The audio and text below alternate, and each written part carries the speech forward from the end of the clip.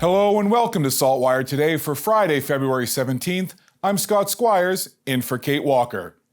Today marks the 10-year anniversary of the Miss Alley tragedy in southwestern Nova Scotia that claimed the lives of 5 Shelburne County fishermen while on a fishing trip. SaltWire's Tina Camo has more on this day of remembrance. February 17th marks a somber anniversary in southwestern Nova Scotia. It was on this day in 2013 that tragedy struck the fishing vessel Miss Alley and her 5-member crew while they were on a fishing trip off the coast of Nova Scotia. Forever lost to the sea were fishermen Caitlin Nickerson, Joel Hopkins, Tyson Townsend, Billy Jack Hatfield, and Cole Nickerson. The fishermen ranged in age from their early 20s to their early 30s. There was a search for the vessel and the crew, but it was called off after a couple of days.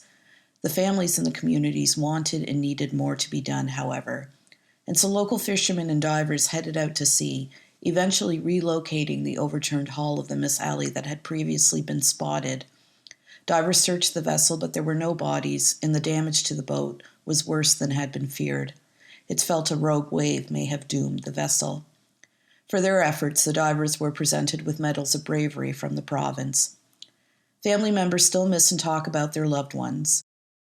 Mary Hopkins says she often asks people, "Tell me a Joel story," as she and her family continue to grieve the loss of their son. Her husband George has many of those stories to tell, some of which are quite humorous, like the time Joel dipped one of his mother's dresses in fiberglass and hung it over his father's truck. The family of Billy Jack Hatfield says they gather every February 17th, where they pick a song, light a candle, and enjoy a meal together while remembering Billy Jack and the crew. Opal Malone, Caitlin Nickerson's aunt, says when the wind blows in a certain direction, or it's hailing like it was that night, the tragedy comes back in full force and you relive it again. There are always reminders of the boys of the Miss Alley. It may be benches and their memories and trails and parks where people can reflect. During the annual Cole Nickerson Memorial Hockey Tournament, where family, friends, and the community come together, they raise money for local charities. It may also be the simple act of people leaving on their porch lights, wishing the crew of the Miss Alley had come home all those years ago. This is Tina Camo and Kathy Johnson, reporting for SaltWire Network in southwestern Nova Scotia. Local dignitaries gathered in Truro recently for a ribbon-cutting ceremony at a local downtown pharmacy, one of 12 chosen pharmacies across Nova Scotia to join the Pharmacy Primary Care Clinics program. Richard McKenzie was there and has more. The medicine shop in downtown Truro is one of 12 pharmacies across the province to take part in the Community Pharmacy Primary Care Clinics program. I think we first proposed this to government in 2017. So it's taken a while, but we're here and we couldn't be happier. I've had tons of questions about, well, this is so new and this is so exciting. And what I'd say is, well, this structure is new. Pharmacists have been able to do most of these services for a very long time. The pharmacy, located on Prince Street in what was once Truro's main Canada Post location, was chosen because of the need in Truro, with so many without a primary care provider, and its size, as the Pharmacy Association of Nova Scotia wants to see the program implemented in pharmacies of different scales. In partnerships like this is the way we're gonna provide the access that we need for all our citizens right across the province. This is Richard McKenzie for the SaltWire Network in Truro. Nova Scotia Health and digital health company Varian are partnering to create a digital platform to reduce wait times and improve cancer care in Nova Scotia. Nova Scotia Health Vice President of Research, Dr. Gail Tomlin-Murphy, says it will change the way patients receive care, while Health Minister Michelle Thompson says it will give healthcare professionals better tools.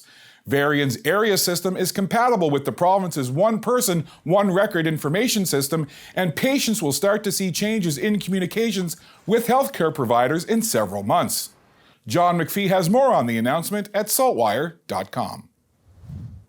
Well, the weekend is here, so let's check in with SaltWire's Mark DeWolf to see what he has in his glass.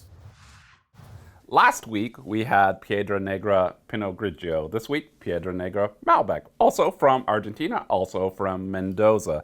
Now, it's 2022, so when I pour this wine, I already know it's a young wine. So when I look at it, the colors are fresh, they're dark, and I don't expect a lot of character coming from aging. So what I expect is this wine to be really fruit forward. And it is, there's not a lot of time for this to have been placed in oak. So not a lot of oak character. And really, when you smell this wine, very fruit forward. You're almost getting a jammy blackberry jam kind of quality to this wine. And when you drink it, certainly, again, focused on fruit, freshness, and not a ton of bitterness. I mean, it's there, but it's not overpowering. So I'd say this is your kind of simple drinking Malbec. You're at home with your loved one, you're just having a simple meal, or you're watching a movie. This is that kind of wine. So anyway, great little wine. I would call this my date night movie wine, not too complex. For extra wine tips, recipes, interviews, and more, check the Wine and Dine section of SaltWire.com. This next story is for the birds. Hope for Wildlife's Hope Swinimer was surprised that a great horned owl was seemingly unscathed after crashing into a truck's grill at high speed on Highway 101 near Mount Uniacke. Despite the highway's 110-km/h speed limit, the bird suffered no injuries, and after a couple of hours, the owl was freed and given medicine as a precaution. The owl was kept for 3 days for observation and then released back to its original habitat. SaltWire Network is a proud sponsor of the 2023 Prince Edward Island Canada Games. And on today's Atlantic Sports Wire, Dave Stewart has the story of two prominent Islanders being honored by the Games. The PEI 2023 Canada Winter Games begins on February 18th. But the Canada Games is honoring two former athletes on the 17th, the day before everything gets started. Heather Moyse and Heather Morrison are being inducted into the Canada Games Hall of Honor. Moyse is perhaps best known as a four-time Olympian and two-time Olympic gold medalist. Morrison people will recognize as the province's chief public health officer. Both were surprised by news of their induction. She just said, I just wanted to let you know that you're being inducted into the Hall of the Canada Games Hall of Honor. And I said, you do know that I didn't win a medal at the Canada Games, right? And she started laughing and she said, yes, we're aware of that, but it has to do with the fact that you're an alumni and everything that you've done with sports and even beyond sports in terms of your ability to motivate and empower, and just what you're doing right now has contributed to the decision. And I was like, okay, just making sure that we're not on false pretenses here. Morrison was told she'd be getting a call from the head of the Canada Games and assumed it had to deal with a public health matter. I actually thought the call was about an issue around questioning isolation or immunization. So I got my notes all out in front of me from the recent meetings, and so I thought I was going to take a call about that.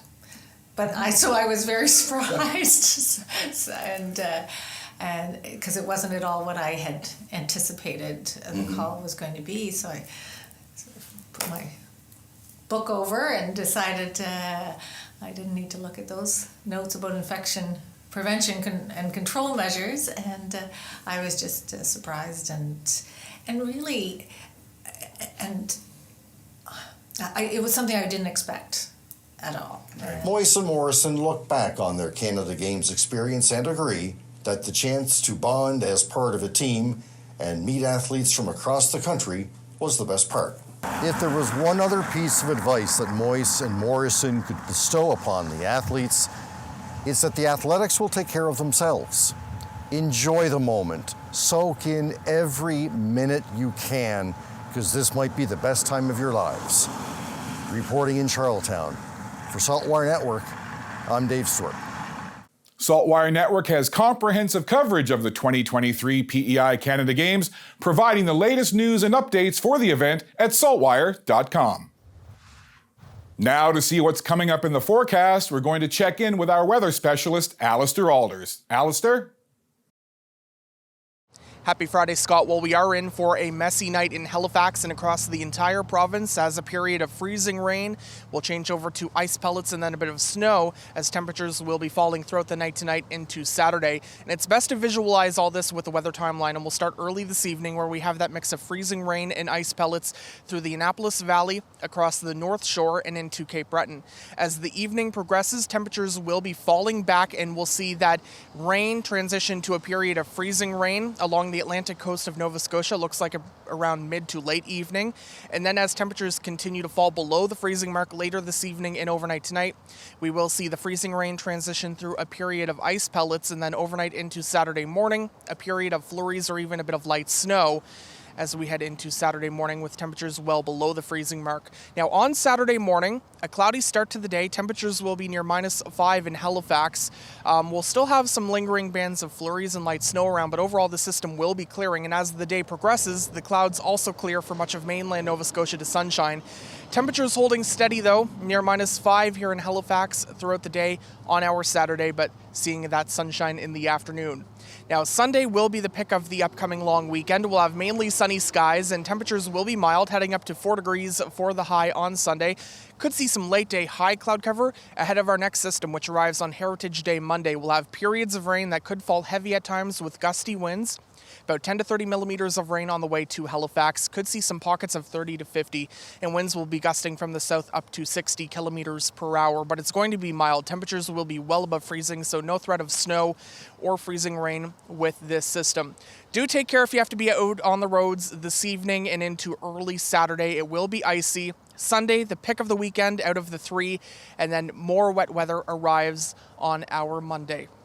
Have a great weekend. Scott. Thanks, Alistair. That's all for now. For more extended video and full online articles, stay tuned to saltwire.com, and you can find us on Instagram, Twitter, TikTok, and YouTube. I'm Scott Squires. Thank you for spending some time with us on SaltWire today. Enjoy your weekend, and we'll see you back here on Tuesday.